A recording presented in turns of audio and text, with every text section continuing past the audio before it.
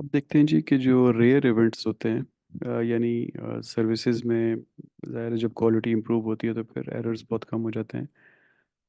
तो जब जो एरर्स बहुत कम कम होते हैं उनको हम कहते हैं रेयर इवेंट्स। तो रेयर इवेंट्स के केस में कौन से चार्ट यूज़ करें या एसपीसी को कैसे यूज़ करें। तो कुछ केक्यूसीज जैसे फॉर एग्जांपल सर्जिकल एरर्स, दिल के ऑपरेशन हो रहे हैं कोई, तो बहुत रेयर चांस होता है कि उसमें कोई एरर हो जाए। जैसे आपको पता है कि पाकिस्तान में बड़े बड़े हॉस्पिटल हैं जिनमें जैसे एएफआईसी है या नेशनल इंस्टीट्यूट ऑफ कार्डियोलॉजी है या अपने कराची के बड़े हॉस्पिटल्स हैं। इनमें दिन में dozens of open heart surgeries हो रही होती हैं। लेकिन आप किसी एक में भी चले जाएं तो बहुत बड़ी बड़ी एज के पेशेंट्स होते हैं, 90+ एज के भी होते हैं। और जनरली लोग उस वक्त आते हैं जब बहुत बुरी हालत में होते हैं, अस्पतालों तक पहुंचते हैं। लेकिन फिर भी आप देखेंगे कि अगर 100 सर्जरीज हो रही हैं तो उनमें से ज़्यादा से ज़्यादा एक डेथ हो रही होती है, यानी ओवर वीक और 2 वीक्स। तो इस केस में रैशनल सब ग्रुप डिफाइन करना बड़ा मुश्किल हो जाता है। यानी आप डेली चार्ट बनाते रहें और there is almost no chance कि कोई डेथ होगी या कोई बड़ा एरर होगा। इसी तरह आप किसी चार्टर्ड अकाउंटिंग फर्म से अपने अकाउंट्स ऑडिट करा रहे हो तो वो भी दिन में दर्जनों इवेंट्स कर रहे होते हैं इस तरह के। लेकिन उसमें एरर का चांस महीनों बाद कहीं आता है। तो इसमें फिर क्या होता है कि जो आप रैशनल सब ग्रुप डिफाइन करते हैं, फॉर एग्जांपल आप डेली चार्ट बनाते हैं या वीकली और इवन मंथली चार्ट बनाते हैं, तो हो सकता है कि उसमें एक आध एरर पकड़ा जाए या वो भी रन पकड़ा जाए। फिर उससे क्या होगा कि आपका चार्ट बन ही नहीं सकेगा, सब चीज़ें ज़ीरो पे डॉट लग रहे होंगे, तो there is no point in making chart. तो स्पेशली वो ऐसे चार्ट्स जो डिफेक्टिव ट्रैक कर रहे होते हैं, पी चार्ट या यू चार्ट ना, तो चूंकि इसमें भी सर्विस नहीं या ठीक होना है या नहीं होना, तो पी चार्ट या यू चार्ट ही ऑप्शन है। और उसमें भी आपको नज़र कुछ नहीं आएगा क्योंकि आपके पास इनफ यूजफुल डेटा यानी कि रेयर इवेंट्स है ही नहीं कि आप उसको एनालाइज कर सकें और उसकी बेसिस पे कोई ऐसा डिसीजन कर सकें जो आपको मदद दे। यानी SPC for the sake of SPC तो नहीं करनी होती ना। एसपीसी तब करनी होती है जब आपको पता होता है कि मैं ये काम करूंगा तो मुझे अपनी प्रोडक्ट या सर्विस इंप्रूव करने में कोई मदद मिलेगी। सिर्फ इसलिए नहीं करनी होती कि बस एक डिपार्टमेंट है और वो एसपीसी करता है तो यहाँ पे भी करनी है।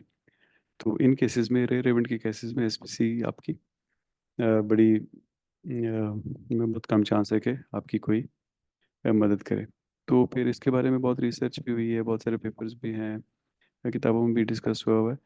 तो ज़्यादातर लोग ये कहते हैं कि आप बस ये करें कि जब भी आपको कोई रेयर इवेंट मिले यानी एरर हो, तो उनके चार्ट वार्ट बनाने की ज़रूरत नहीं है।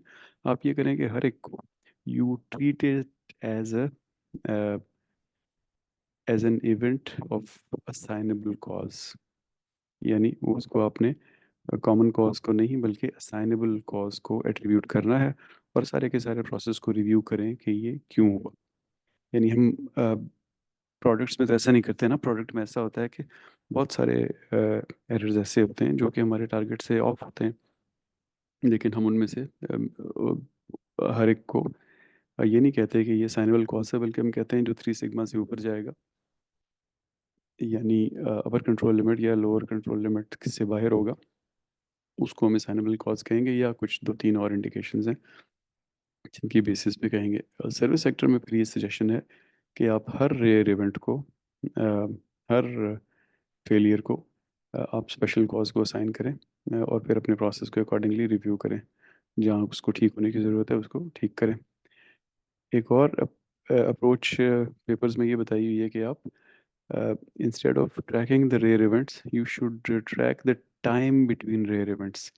यानी एक आज हुआ और एक 3 महीने बाद है, तो इस 3 महीने को आप अपना क्वालिटी करेक्टरिस्टिक बना लें कि मेरे रेयर इवेंट्स में कम से कम 2 महीने लग होने चाहिए, या कम से कम 3 महीने होने चाहिए, या कम से कम एक हफ्ता, जो भी depends on the cost of rare event. यानी फॉर एग्जांपल अगर हम सर्जरीज की बात कर रहे हैं, ब्रेन सर्जरी की, तो उसमें रेयर इवेंट को का टाइम बहुत हमारा टारगेट बहुत लंबा होना चाहिए। यानी हम कहें क्योंकि इसमें इसकी कॉस्ट बहुत ज़्यादा है, इंसानी लाइफ इसकी कॉस्ट है। तो हम उसमें हम ये नहीं कह सकते कि एक दिन इसके दरमियान टाइम गुजर गया तो आई बी हैप्पी। उसमें आपको लंबे टाइम रखने पड़ेंगे। इन अदर केसेस जहाँ कॉस्ट कम है रेयर इवेंट्स की, तो वहाँ पे आप छोटे टाइम भी यानी the cost of things going wrong कम है, तो वहाँ पे आप छोटे टाइम भी अपने टारगेट के तौर पे रख सकते हैं। जैसे फॉर एग्जांपल किसी कस्टमर को आपने टारगेट किया था कि 5 मिनट के अंदर अंदर ये बैंक में आएगा और मैं इसको इसकी रिक्वायर्ड सर्विस दे दूंगा, तो 5 से किसी दिन 7-8 मिनट हो गया तो no big deal.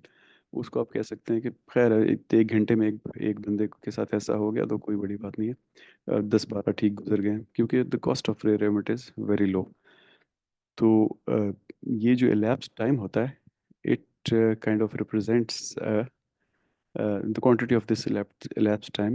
It represents a reliable, acceptable, or capable process if it is within that target that you've set for yourself, which was based on the cost of the rare event.